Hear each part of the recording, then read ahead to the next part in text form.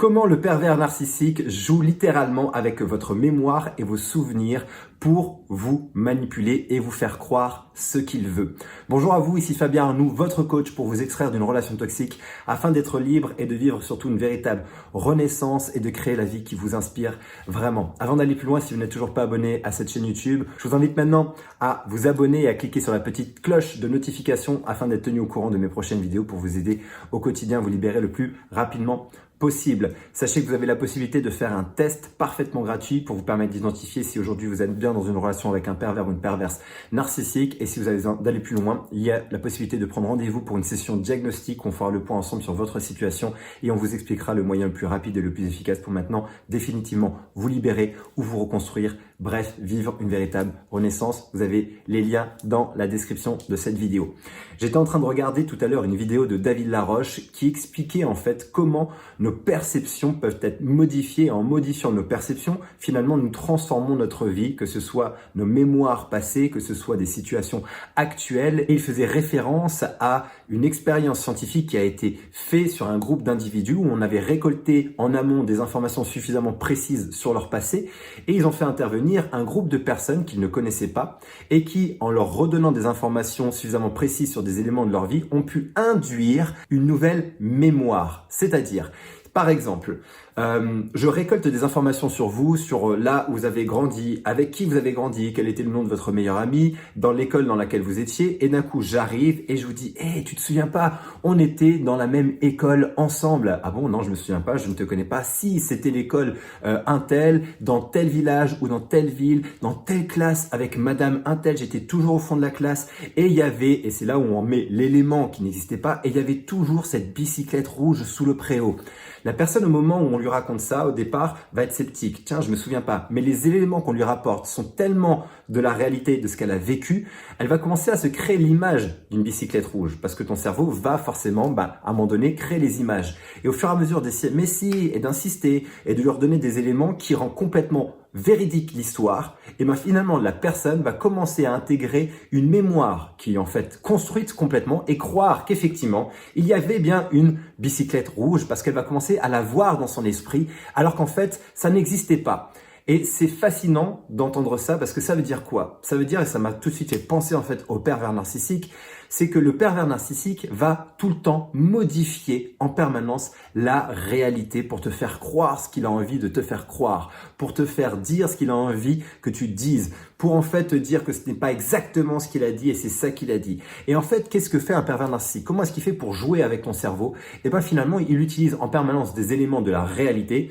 qu'il va en fait transformer, qu'il va décaler, il va rajouter des éléments ou enlever des éléments. Et il va être tellement convaincant dans sa façon d'expliquer, dans sa logique, qu'au bout d'un moment, tu vas y croire. Il pourrait même, et ça ce sont des situations réelles que j'ai déjà eues en coaching, où la personne me disait « Fabien, je l'ai vu dans le lit avec une autre femme », il a réussi à me faire croire que ce n'était pas ce que j'avais vu. Il a réussi à me faire croire finalement que j'étais folle et que ce n'était absolument pas ça et j'y ai cru pendant un temps. Et ça, ce sont des scénarios et je vous garantis que c'est véridique, que ce sont des scénarios que vous avez certainement vécu. D'ailleurs, je serais hyper intéressé de voir aujourd'hui et que vous mettiez ça dans les commentaires, des scénarios que vous avez peut-être vécu, des histoires où il vous a complètement, ou elle vous a complètement embrouillé le cerveau et vous ne saviez plus ce qui était vrai et ce qui était faux. Et on le voit aujourd'hui, la science le démontre que à partir du moment où une personne est capable finalement d'intégrer des éléments qui n'existaient pas ou même d'enlever des éléments qui existaient à partir d'une histoire logique, d'une histoire où il y a suffisamment d'éléments réels et probables de ce qui s'est passé,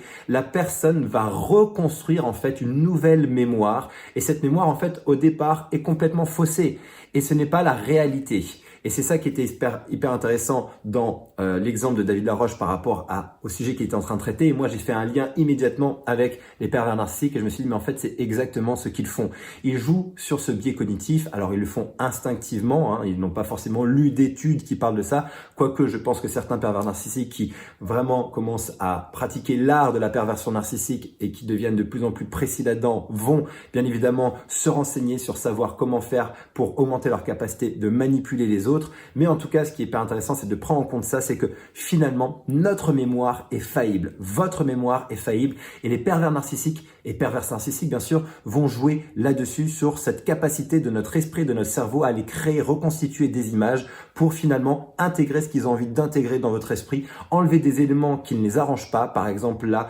vous l'avez vu en train de vous tromper, il va réussir à vous faire croire que ce n'est pas ce que vous avez vécu, ou alors tout simplement modifier et transformer les événements, les situations pour les mettre finalement de leur côté, comme je ne t'ai jamais dit que tu étais nul et que tu ne valais rien, tu as mal compris, tu as mal interprété. Ils vont jouer beaucoup sur les interprétations, sur les zones de flou, parce que finalement rester dans des zones de flou pour eux, c'est la possibilité en permanence d'aller retourner la situation. Les zones grises, ce sont des zones dans lesquelles ils vont beaucoup travailler pour faire en sorte que en permanence dans leur comportement, dans leur attitude, dans leur communication, finalement vous n'ayez que peu de certitude. Et s'il n'y a pas de certitude, c'est compliqué d'avoir une vérité claire et nette, et c'est là où ils peuvent jouer complètement avec votre mémoire, vos souvenirs et vous manipuler. Et on le sait en plus, les victimes de pervers narcissiques et de relations toxiques de manière générale sont des personnes souvent très empathiques, très gentilles, avec beaucoup de compassion et qui ont déjà une grande capacité de base à se remettre en question. Ils vont donc profiter de ça, ils vont jouer avec ça,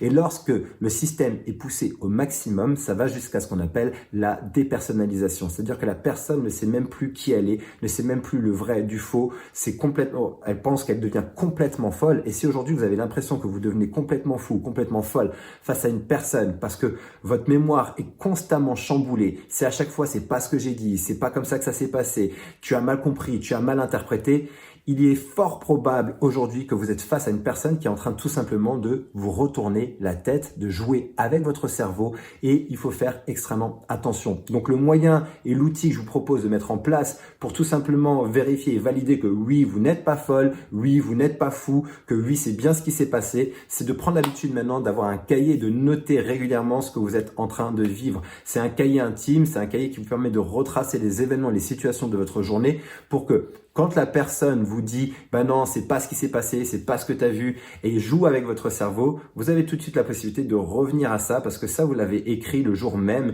et ça va vous permettre finalement d'être sûr que non, ça je l'ai écrit et là, il ou elle est en train de jouer avec moi et de se payer ma tête. Donc, je vous invite vraiment à mettre ça en place et j'espère que cette vidéo va vous permettre de comprendre et d'intégrer cette notion parce que je trouvais ça fascinant de voir finalement dans cette étude que David Laroche proposait, de comprendre et de voir que finalement, c'est ce biais cognitif que les pervers et pervers narcissiques utilisent pour vous manipuler et manipuler surtout votre mémoire et vos souvenirs afin de ne jamais être pris ou de toujours faire en sorte de vous culpabiliser, de remettre la faute sur vous. Ils ne sont jamais responsables, c'est vous et ils vont utiliser toujours cette manipulation dans cette zone grise. Voilà, j'espère que cette vidéo va vous aider à voir clair là-dessus. Si elle vous a aidé, n'hésitez pas à me mettre un pouce, n'hésitez pas à commenter, à mettre des exemples comme je vous le disais tout à l'heure parce que vos exemples sont extrêmement précieux pour l'ensemble des personnes qui regardent ces vidéos pour valider leur histoire, pour comprendre ce qui leur arrive. Donc surtout, n'hésitez pas à mettre des commentaires de toutes les fois où il ou elle a joué avec votre cerveau, a joué avec votre mémoire,